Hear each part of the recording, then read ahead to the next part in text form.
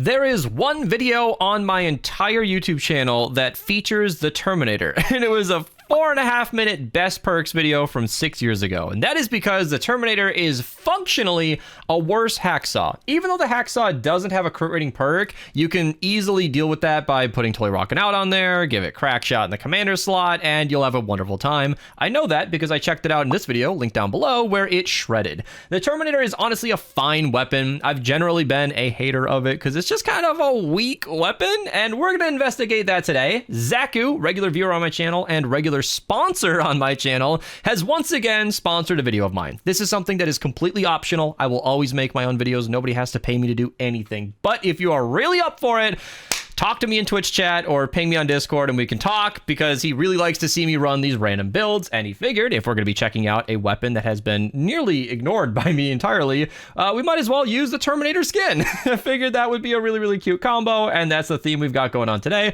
Everybody in the party who has this skin is going to be running it, and it's going to be pretty fun. So here's the build. Crack shot in the commander slot makes perfect sense because my Terminator has crit rating for damage and a mag size perk, so 175 rounds is a ton, and that is plenty of ammo to make full use of Crackshot's ability, where he stacks up your damage with every bullet fired. Then in support, we've got Bulletstorm Jonesy. He does stack on top of it for a maximum of 170 damage percent. It's pretty good. I think he's 25% on top of 145. It's a really good buff, and that should help a lot. Then we got Totally Rockin' Out. I am opting against wafers, though they are completely fine.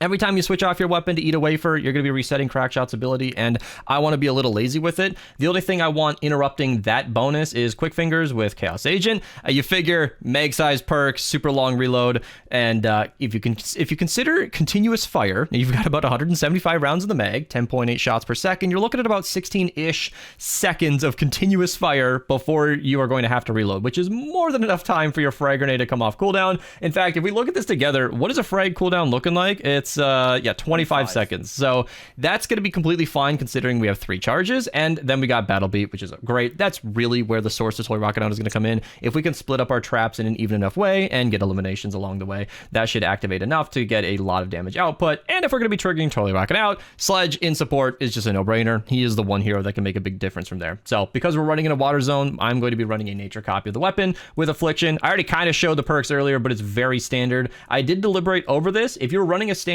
build, double crit damage, making a weak weapon stronger is probably ideal, but that would be more suited towards a reload build where you're going to be actively eating wafers constantly and not relying on crack shot. Today we're just going for big mag, big gun, big theme, and there we go. Let's get it started and hop in. As usual, you guys know I like to mess around with 160 enemies before we get the defense started. Let's get a baseline for how strong the weapon is. Versus easy targets, not too bad. If we can activate Battle Beat, you can see, okay, kind of shredded the blaster, but activating Totally Rockin' Out is kind of a cheat code. Just about any weapon does well under those circumstances. Alright, so we got an encampment here which should spawn some higher level enemies. Always gonna... That is not what I wanted to click! Yeah, I had to rebind my keys for the insane rocket loadout video I made on the channel recently. Go ahead and check it out if you're interested. Yeah, so the normal button that I would click to activate my shockwave is flipped, and I have to actually click my mouse instead of hitting 6 like I normally do. Let's get this encampment restarted and check this out for real. Alright, so I'm going to click the correct button this time, top off the reload, kill some normal enemies, and it looks like the game saw this as a loss, so it's not spawning the blasters. Oh, there they are, they're hiding. Yeah, the damage... actually kind of good, and I'm glad to see that, because you guys don't understand. Sometimes people argue with me in my comments and they think I'm a hater who just likes to hate certain weapons. I would love if this base game weapon that I've always kind of trashed on is actually better than I realized, because yeah, okay, the hacksaw might be a better version, but it's still like 80% as good to use the Terminator, and the Terminator is available in regular missions all the time. So if I can make a video like this and show you that that weapon that's been up on the shelf this whole time is actually kind of good, well, that's great news for everybody. Unfortunately, however, with Battle Beat not active, Totally Rockin' Out not helping me, the Smasher went down pretty slow, but all things considered, I was running around with my Baron out. I was not stacked up. You can see versus a blaster, pretty dang good. Once Crackshot is in full effect and you're doing 170% more damage with him and Bulletstorm Jonesy, that's a big buff. That's a lot of extra damage. And you can see I don't even have to reload. I just walk up to these guys, continue spraying, and that's like multiple groups of enemies, including a blaster and a smasher in one magazine. Oh, as always, gotta kill the glowing animals. So much free loot. Recycle those traps. That was 12 batteries just for shooting a bird. Hell yeah.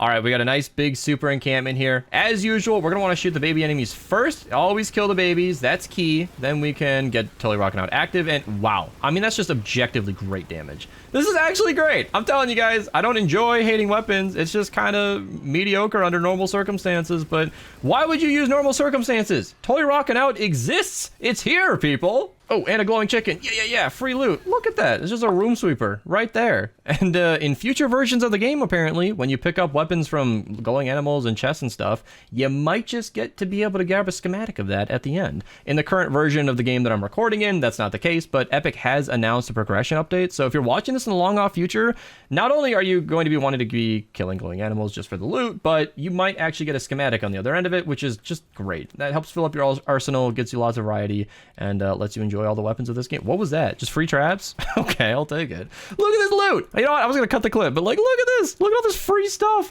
Duct tape, batteries, efficient parts, oxy. I am not farming. This is just handed to me. All right, again, I was going to cut the clip, but normally this is a good time to put down some traps. It looks like my team has gone ahead with an abstract build. How did you even do that? I just put the roof and then the drop traps, expecting you guys to scatter them in. I don't know what happened with those electric fields. I was more of a ceiling electric field person myself, so I just decided to maneuver around the drop traps. Sure. I wasn't doing that intentionally. I mean, it works. I mean, yeah, but all right. Well, I'm not trying to yoink kills from the team. I'm just trying to chip some enemies. So instead of drop traps, I'm going to use my nature electric fields because we're in a water zone. I'm putting down a lot here. I understand that. This is not general trapping advice. This is YouTuber trying to make sure Battle Beat's active to show off the weapon. That's what this is. It's kind of like a do as I say, not as I do kind of situation. Just know that. But with the boom base down, what is our base crit chance on this thing? I want to see that real quick here. Looks like we got 45.5%.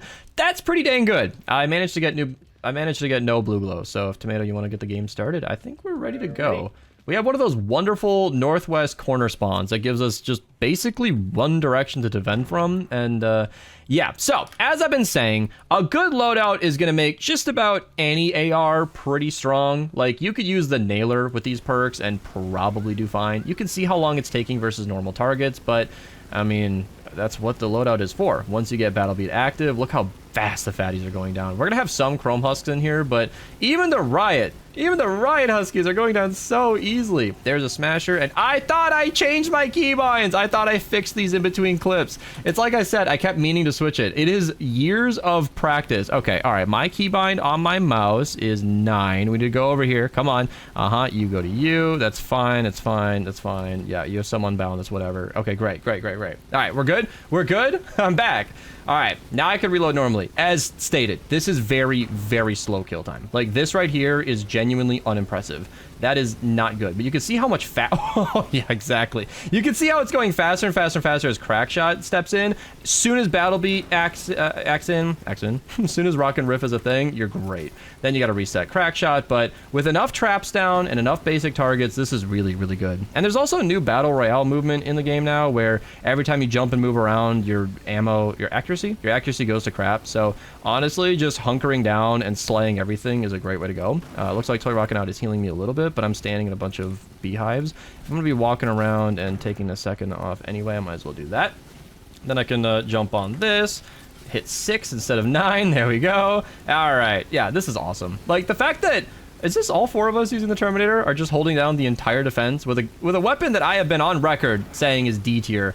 Honestly, I don't know. I'm about to record a new AR tier list, and I was waiting to record this video first to see how my opinion could change. And it's really tricky watching my opinion of these weapons change over the years, because when I used to test weapons, I tried to be fair and balanced. This is where my hard-headed opinions have come from over the years, where I think if a weapon can perform well with Blast from the Past, Ramirez lead, it's a good weapon. But it's just impossible to ignore the fact that Toy Rockin' Out works on every weapon in the game. So, like, if it's there and the weapon's kind of weak, then you should use it. Sure, you're a bit of a glass cannon, but you can see you shoot the beehives, stand back a little bit, put some healing pads to walk on. Maybe a constructor's got base MD so you can heal. these are solvable issues. Blast from the Past is an excellent team perk. I always recommend using it for newbies who are having a hard time staying alive. It's awesome, especially with Paleo Luna, turning that ammo or turning that health into damage. That's a really, really strong perk, but it's all defensive and you're not getting any damage out. So testing weapons in that is kind of like an archaic method. And I believe that's nice for getting a baseline for how a weapon performs. You guys have exactly seen the difference between shooting a smasher with no crack shot, no toy rocking out, and everything active and shredding everything. It's a big, big difference. And yeah, so that's where my opinion fluctuates all the time. Like, on the hierarchy of weapon damages, the Terminator really isn't that strong, but you give it the right loadout that all the other ARs will be using, and, you know, it's actually pretty good. Something that I find quite funny with it is the, like, ticking noise when you're, like, low on ammo in your mags. Ticks in when you have, like, 40 bullets left. I'm going to keep that clip of you saying that. Yeah. I'm, like, rolling my shoulder because of bad posture, but that's so true. You have so much mag size that it's like, you're low, you're low, you're low. And 40 meg is more than most other ARs without a meg perk. You still have tons of ammo to go. Yeah, one of the things we discussed as a team before this was I wanted to use assault ammo recovery for 30% extra ammo, 31.7, but you don't need that at all. It's nice, but I made a rule just in my own head a long time ago when Chaos Agent got introduced to the game that either you are reloading with Chaos Agent and you're just enjoying mag size perk at most, not assault ammo recovery and support, or you're enjoying the high mag size of assault ammo recovery and you're using a reload perk. The point in that is that you really shouldn't be using assault ammo recovery and Chaos Agent. You're losing so much damage. And in this case, I would have lost bullets from Jonesy. Now, 25% to the base damage on top of everything we're already doing here is not that big of a deal, but it does matter a little bit. Now, this is a nature mini boss, everybody. What do you got? I got a fire one. You made a fire one. I made one copy, so I don't have as much going on here, but still pretty good. This is like holy. Most of us wrong element, all using Terminator, melting a mini boss. Like, this is what I'm saying. With teamwork, a good loadout, proper planning, almost any weapon can be viable. Even in my Frostbite video, was that also funded by Zaku? Link to that down below.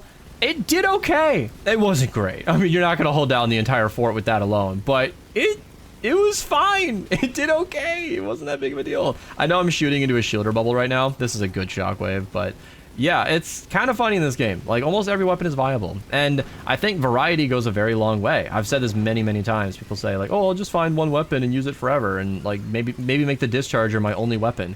Even in its nerf state, people still main the discharger. And I'm like, why? There's so many hundreds of weapons in this game. Most of them are really fun. And sure, the Terminator might just be another bullet hell AR that bzzz all the way down to the enemy's death, but it's a base game weapon you might have never actually leveled up and never even realized it was viable, because honestly, this is blowing me out of the water. I knew it'd be good. Crack shot, teamwork, boom, base, toy rocking out. Come on, it's not gonna be a bad showcase, but this is fine. This is fine. This is not like when Demon Gamer and Storm God put me up to using the Tiger and I was like, yeah, no, this is about as bad as I expected. No, this is actually pretty impressive. This is doing great. I'm kind of digging it. And thank you again, Zaku, because to the viewers watching this, like I said, you never need to sponsor a video. Nobody has to pay me to make my own videos. I will always cover stuff as I see fit. But if it's a loadout or a weapon or an idea that I was definitely not going to do, like there were 100 weapons that I covered before the Terminator, this is a great way to kind of light a fire under my butt. This last year, I've been taking a lot of breaks from my channel and not posting as much. And I never want to be that YouTuber that just comes back because a viewer paid me. So usually when Zaku funds these videos, I feel like personally obligated to make a batch of other videos so that the one thing on my channel isn't just a viewer sponsored one. So when he sponsors one video and I've been on a break for a while, it usually leads to 4 or 5 new uploads on the channel, so everybody benefits, and he has a great time doing it, and who doesn't like to get paid to do what they do? So everybody's winning here. You, the viewer, get more uploads, I get a little bit of motivation to make a couple more videos, and it's an awesome deal for everybody. So I really do appreciate it. This was a fun idea. This was genuinely impressive. And I'll test weapons. They don't always make it into videos, but you don't need to pay me to test a weapon. If somebody says something's really, really good, bro, trust, usually you need to do better than that. Bro, trust me doesn't go very far. But I will, if there's something there, I'll check out a weapon on stream. It just doesn't always make it into a video. And yeah, this was actually pretty good. What do you got? Beast, didn't you start this mission with 4,000 mid caliber? Yeah, I started this mission with nearly full medium, and we're almost out. But, you know, no assault ammo recovery, no discount on that shit. That was real bullets getting spent. So, yeah, who doesn't want to spend 4,000 medium ammo? Woo, look at that top D, 11,000. Hell yeah, that's what I like to see. Thank you guys so much for watching. Subscribe if you're new. Like the video if you liked it. If you want to sponsor a video, let me know on Twitch. Usually we could talk about it there, or ping me on Discord. It's usually something I need to be around to record, and works out pretty well. So yeah, subscribe, like the video, use code Mista at your checkout if you buy anything in the shop, and I'll see you guys in the next one. The Terminator's doing that dance. And